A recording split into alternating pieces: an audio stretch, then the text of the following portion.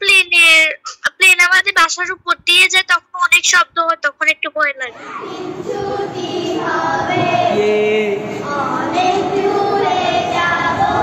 সে যে কবে ছুটি হলো রাইসা মুনিরের, তানভীর, সাইমা, আরও কত পরিচিত মুখ। মাইলস্টোনে সেদিন বেলা 1:18 বাজল শেষ ছুটির ঘণ্টা। জানা ছিল না ওটাই হবে তাদের অন্তিম ছুটি।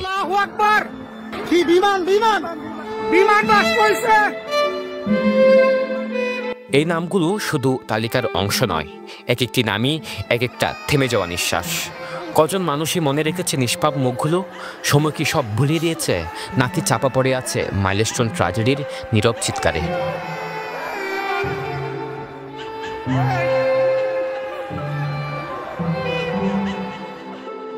কিন্তু সবার গল্প এভাবে শেষ হয়নি।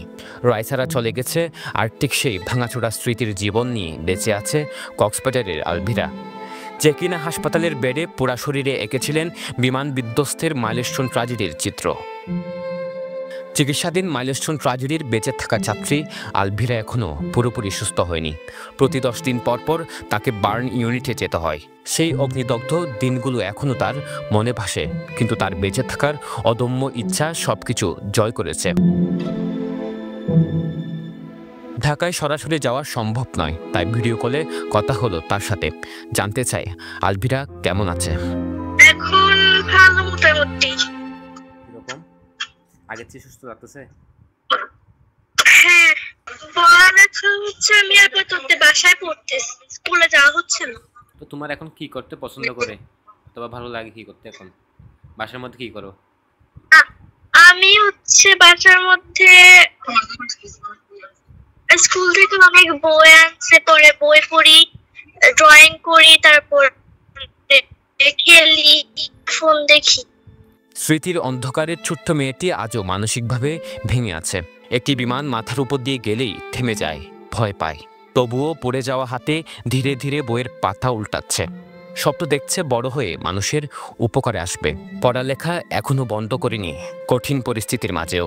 না, বল তো তেমন লাগে না। আর হচ্ছে এখন তো প্লেন আমাদের বাসার উপর দিয়ে যায়, তখন অনেক শব্দ হয়, তখন একটু ভয় লাগে। বড় হয়ে তো অনেক কিছু হওয়ার স্বপ্ন এখনো ভালো করে প্ল্যান করা হয় না। মানুষের উপকার আসে এমন কিছু।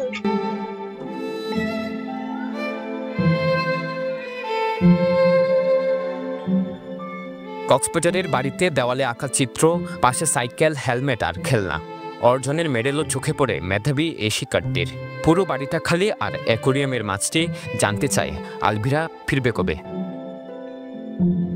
পরিবারের জীবনে চলছে অন্য এক যুদ্ধ, তবু আশা জাগে মেয়ে ফিরে আসবেন স্বাভাবিক জীবনে।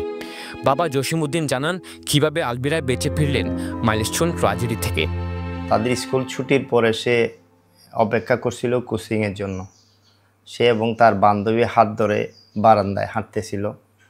তখন তার টিচার আসতেছিল। টিচারকে দেখে তারা হাত ছেড়ে দিছে। হাত ছেড়ে দেওয়ার পরপরই বিমান আসতে পড়ার পরে সে পড়ে গেছে একদিকে, আর তার বান্ধবী পড়ে গেছে একদিকে। তো সে পড়ে যাওয়ার পরে সে একটু সামনের দিকে হেঁটে যাওয়ার চেষ্টা করছে। সামনের দিকে হেঁটে যাওয়ার চেষ্টা করার পরে সে আবার পড়ে গেছে। পড়ে যাওয়ার পরে সে আর তার এক সিনিয়র ভাইকে পাইছে, বলছে ভাইয়া তুমি আমাকে একটু হেল্প করো, আমি পারতেছি না, আমি পড়ে যাচ্ছি। তখন তার সেই বড় ভাইটা, কলেজের ভাইটা তাকে উদ্ধার করে। যেভাবে স্বাভাবিকভাবে বড় হওয়ার কথা, যেভাবে স্বাভাবিকভাবে তার জীবনটা গঠন করার কথা, কিন্তু এটা মধ্যেখানে থেমে গেছে। আশা করছি ইনশাআল্লাহ সে আবার ফিরে আসবে আগের মতো। তাকে যদি আমরা ভালো ট্রিটমেন্ট এবং ভালোভাবে গড়ে তুলতে পারি। পড়ে যাওয়া দেহের কারণে আলভিরাকে মাঝে মাঝে মানুষ ভিন্ন নজরে দেখেছে, তবু পরিবারের মন শান্ত। তারা বিশ্বাস রাখেন একদিন মেয়ে তাদের মুখে হাসি ফুটাবে।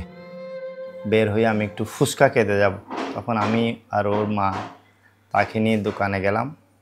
তো তাদেরকে এই তাদের যে ক্ষতগুলো দেখা না যাওয়ার জন্য তাদেরকে হাসপাতাল কর্তৃপক্ষের পক্ষ থেকে কতগুলো আবরণ দেওয়া হয়েছে। সে বলছিল আমি গরম লাগতেছে আব্বু, এগুলো একটু খুলে দাও। তো খুলে দেওয়ার পরে যখন এগুলো দেখা যাচ্ছিল, তখন কিছু বাচ্চা এবং গার্ডিয়ানরা তাকে দেখে হাসতেছিল, অনেক কান্নাকাটি করছে, বলছে যে আমি কি এত বিশ্রী হয়ে গেছি, আমি কি এখন তো খারাপ হয়ে গেছি, আমাকে দেখে তারা কেন হাসতেছে। তখন অনেক কষ্ট করে সেই কান্নাকাটি তার মা এবং আমি তাকে থামাইছি। যেখানে আরিয়ান নাজিয়ারা ছুটি নিয়ে আর ফিরল না, সেখানে আলভিরা লড়ছে ফিরে আসার জন্য। ট্র্যাজেডির ধ্বংসস্তূপের ভেতরেও এই এক শিশুর হাসি যেন বলে দেয় বেঁচে থাকার মানে গল্পের শেষ নয়, জীবনযুদ্ধের গল্প প্রতি মুহূর্তে তৈরি করতে হয়।